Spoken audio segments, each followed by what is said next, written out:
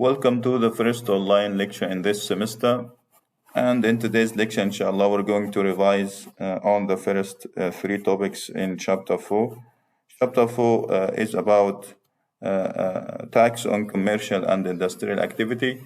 This chapter contains 8 main topics. We have studied only the first 3 topics. The first topic was about conditions for applying the tax, and in this topic we have discussed and explained the 5 main conditions for applying the tax on commercial and industrial activities, which are professionalism, independence, intent of making profits, practicing the activity through a sole trader, and finally making profits in Egypt or abroad. Then in the next topic, we have studied how to determine the profits of commercial and industrial activity. And in this topic, we have differentiated between 2 types of net profit, the net accounting profit and the net tax profit. For the net accounting profit, we have to prepare an income statement under or according to the Egyptian accounting standards. The exploitation theory restricts the net accounting profit only for the main activity profits. However, the balance sheet theory broadened the scope of net accounting profit to include incidental profits and capital earnings in addition to the main activity profits. Then the net tax profit is considered the net accounting profit modified and adjusted according to the provision of tax law by adding some items and deducting some items to compute the net tax profit or the tax base that will be multiplied by tax brackets to compute the annual tax due. Then in the third topic, we have discussed the taxable commercial and industrial activities. We have mentioned 10 activities that are taxable to tax or subject to tax. And today we are going to revise these activities or taxable activities in more details. Then in next topic, inshallah, we're going to explain the taxable revenues and then the long-term contract profits or the profits from long-term contracts. And then after that, we're going to explain the deductions or deductible cost from the taxable revenue to compute the tax base or net tax profit. And in the final 2 topics, we are going to explain losses carried forward and finally tax exemptions. Losses carried forward for 5 years under specific rules, and finally the tax exemptions. Let's start with or revise the third topic, which about taxable commercial and industrial activities. Article 19 stipulated that tax shall apply to the profits of commercial and industrial activity, including the following. The first clause is about profits of commercial, industrial, mining, quarrying, and the petroleum establishment. And in this context, the Article 4, 5, and 6 of the Commercial Law number 17 of 1999 define a commercial businesses. And then the Article 7 indicated that commercial businesses shall be any work that can be measured to the works mentioned in the previous article due to similarity in qualities and objectives. This is because the commercial law defines the businesses above for examples and not as a limitation. It also noted that some of the activities clarified by the commercial law as commercial activities by their nature considered industrial activities. As for mining, quarrying, and petroleum establishment, they are by nature outside the scope of commercial establishments because they extract minerals and petroleum from the ground. However, the legislator has expressly taxed their profits under this item. So the first clause was about commercial, industrial, quarrying, mining, and petroleum establishment. We means here the sole trader or establishment owned only by a single natural persons, not more than one natural person. The second item or second clause is profits of artisans and small businesses. Craftsmen or artisans are persons who practice independent business or activities in which they rely mainly on their own skills and for their own interest without relying extensively on capital. So their work is often manual, although they use some simple tools and machines. Example of these craftsmen are carpenters, blacksmiths, engravers, and etc.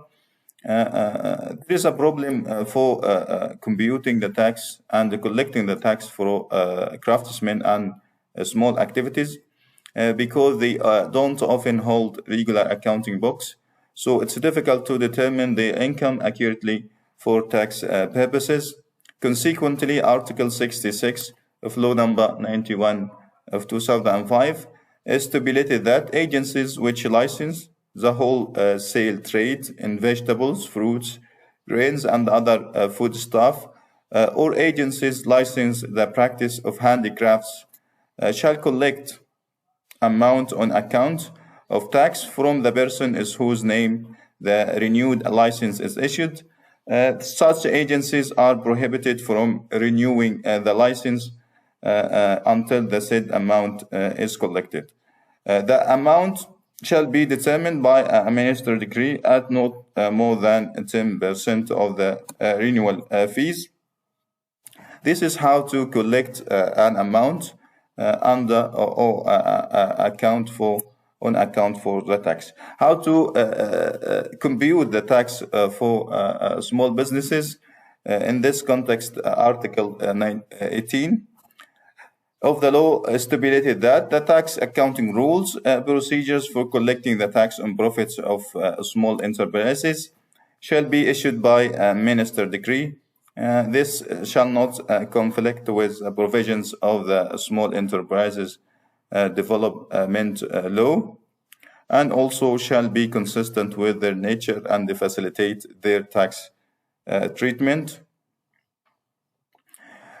Third item was profits realized from any commercial or industrial activity, even if limited to one transactions or what's called single transactions.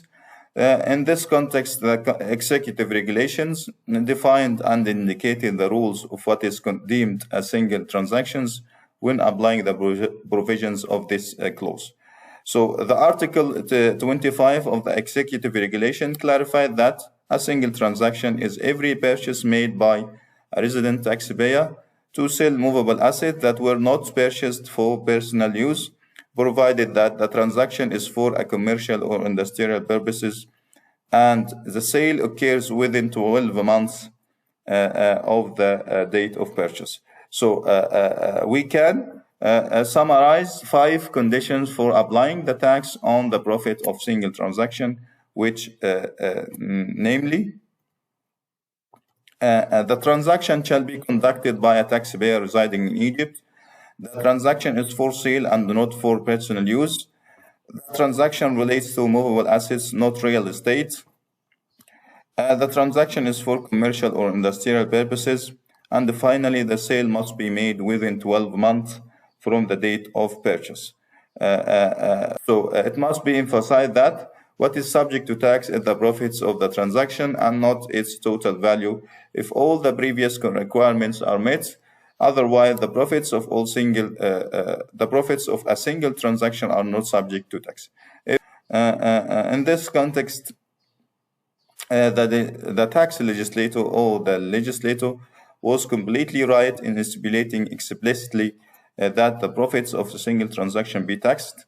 So, not to allow the argument that the condition of professionalism is not met. So, because this transaction occurs for once or one time during the year, so that maybe professionalism means to practice activity repeatedly and habitually.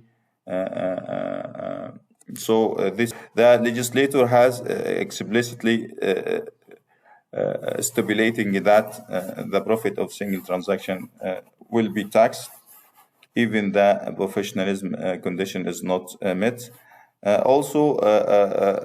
By stipulating the profit of single transaction must be subject to tax, enormous profit that may be realized from such transactions are subject to tax even for one time during the year. This is for the third items, which about single transaction profits, and we discussed the five main conditions or requirement that will have to be met to subjecting the profit of single transaction to tax. The fourth item or clause, the profits from a transaction or transactions carried out by brokers and agents on commissions. And in general, all profit realized by any person engaged in the brokerage business to purchase, sell, lease real property, or any kind of goods, services, or movable assets. So, according to these items, there are four conditions that must be met for profits from the brokerage operations or process to be subject to tax. It's apparent from this clause that tax applies to profits resulting from the brokerage business of buying, selling, and leasing with no other sort of contract.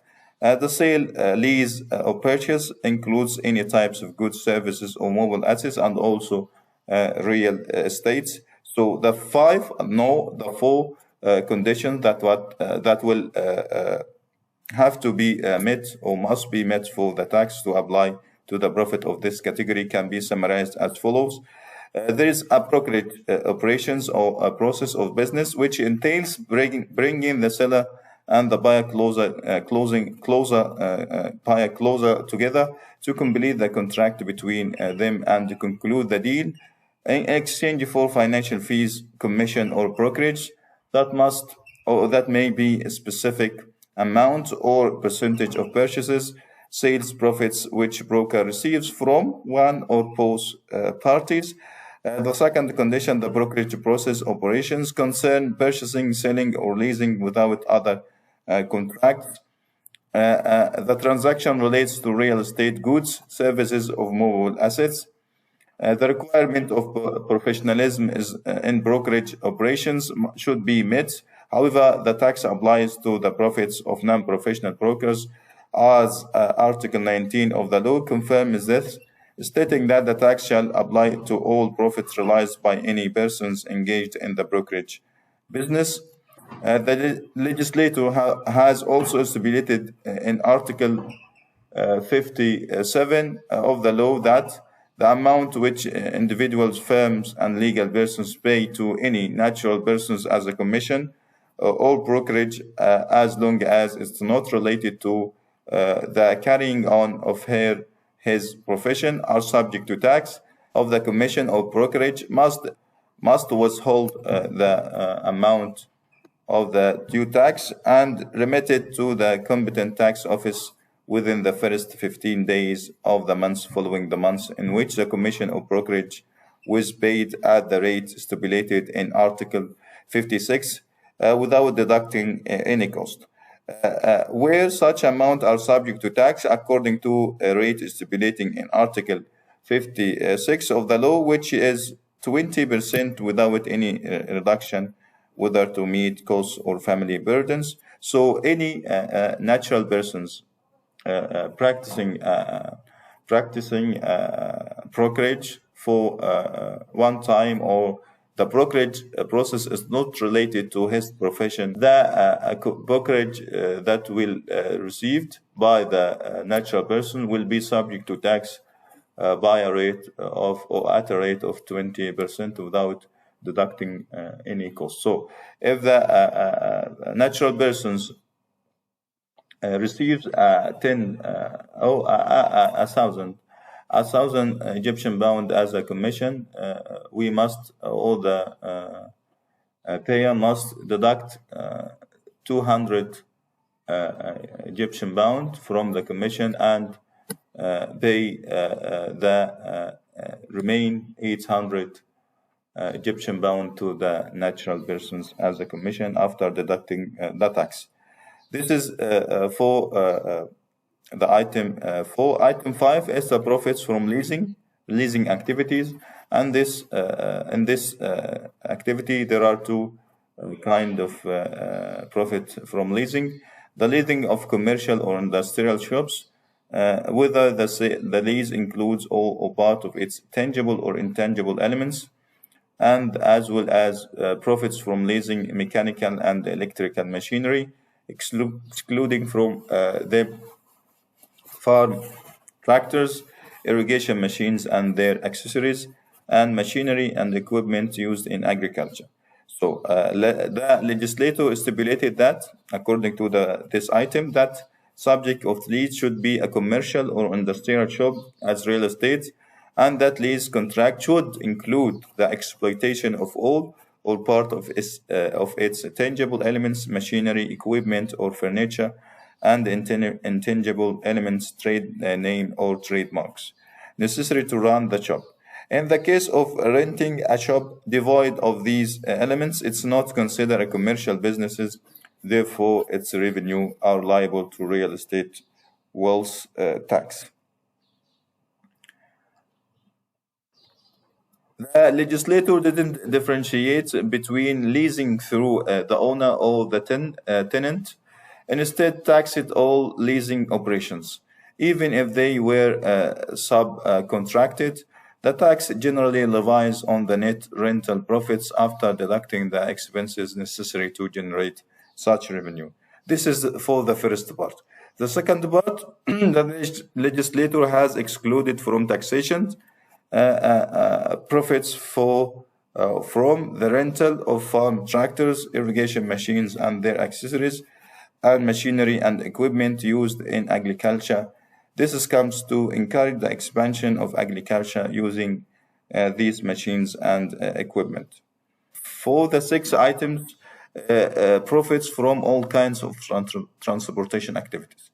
This is considered the introduction of a new addition of profit to be subject to tax under the law number 91 of 2005, as previous tax legislation didn't explicitly stipulate those profit generated from transportation activity of various types be subject to tax, whether by land, sea, river, air, or by train, whether it's the transportation of passenger goods or merchandise individually or collectively. They are considered profit resulting from the conduct of commercial business, and according to the general principle, they are liable to tax on the income of natural persons, regardless of the method employed. Item 7 is about profit by those engaged in the construction or purchase of real property or real estate, with the intention of selling them professionally, whether the profit results from selling the property as a whole or divided into apartments, rooms, administrative or commercial units, or otherwise. The legislator required that a person purchase or construct real estate for himself and on his responsibility. This is the condition of independence, and the availability of intention to sell and make a profit at the time of the purchase or construction for these profit to be subject to tax. Also, the activity should be professional and habitual. Whether the whole or part of the property is sold, it's not required that the purchase or construction and sale operations be repeated during the tax year to indicate the habits. Furthermore, This property must have been acquired by a person through purchase on construction and not by any other means to be subject to taxation. The sale of gifted, inherited, constructed, or purchased property for the use is not subject to tax on commercial and industrial activity due to the previous conditions. For determining the profit from the activity of purchasing and constructing the real estate with the intention of selling them professionally, there is a decree minister number 167 of 1982. Items number 8 is profit from land parceling operations, whether for sale or constructions. The legislator didn't require the such business be practiced professionally to be liable to the tax. Whether the actual sale of the land is sufficient. The land are also not required to be owned by purchase, gift, or inheritance, but the tax applies regardless of the reasons of the ownership. Additionally, the intent of to resell is not required when owning the land, as is the case when purchasing and constructing real estate to sell. So there is a difference between the activity. There is a difference in conditions for applying tax. For the activity of purchasing and constructing the real estate and the activity of land parceling, determining the profits of land parceling, it should be rely on the decree number 167 of 1982 as follows.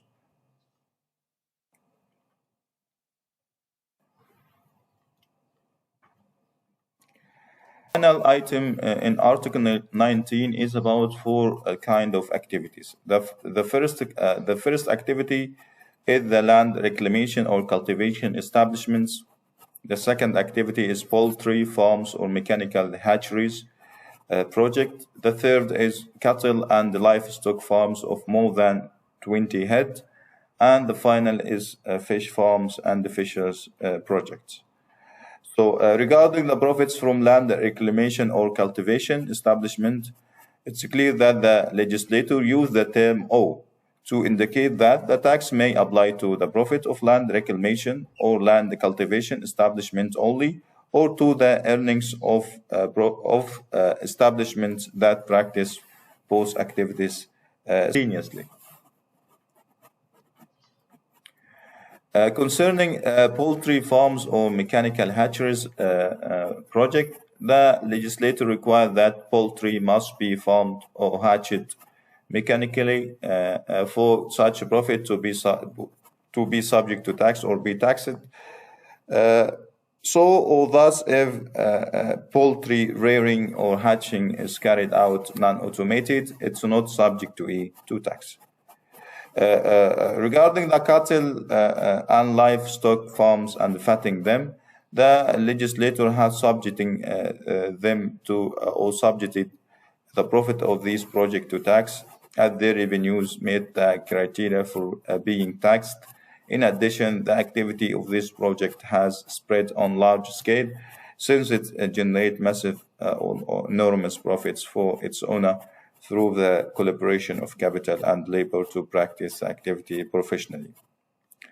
The legislator had decided to temporarily exempt the profit of livestock project exclusively under the second item of Article 31st of the law, which stipulates that livestock husbandry and fatting are tax exempted for a period of 10 years from the date of activity inception. As for profit of fish farms and the fisher project, the legislator has subjected them to the tax, similar to poultry, livestock, and other projects. The legislator has decided to temporarily exempt fishers, fish farming enterprises, and the fishing boats enterprises profits from being taxed to being subject to tax for a period of 10 years from the date of activity inception. The final taxable activities is a profit from investing or disposing of securities abroad. Securities means bonds and shares. Bonds and shares may be maintained and received return on them, receiving shares, receiving dividends for maintaining shares, or receiving interest for maintaining or holding bonds. This paragraph was added by law number 53 of 2014. This provision entailed that the taxation of profit to be the profit of to a natural persons or natural person profits from investing in securities abroad, including dividends or bonds, interest, and profits realized from the disposal of you selling them. If you maintained the shares or bonds and received dividends for shares or interest for loans for bonds, so you this returns, dividends or interest will be subject to tax according to tax brackets. And if you selling them securities and making capital earnings, these capital earnings will also be subject to tax. For this profit to be subject to tax, it's not necessary for a natural person to have a tax file or engage in commercial or industrial activity in Egypt. This provision consider investing abroad to be an activity subject to taxation, regardless of whether the natural person practices this activity repeatedly and professionally or on. So this is the 10 items or 10 activities that subject to tax on commercial and industrial activity. In the next lecture or next online lecture, inshallah, we're going to take some questions to revise the first three topics of this chapter, inshallah. See you, inshallah, in the next lecture.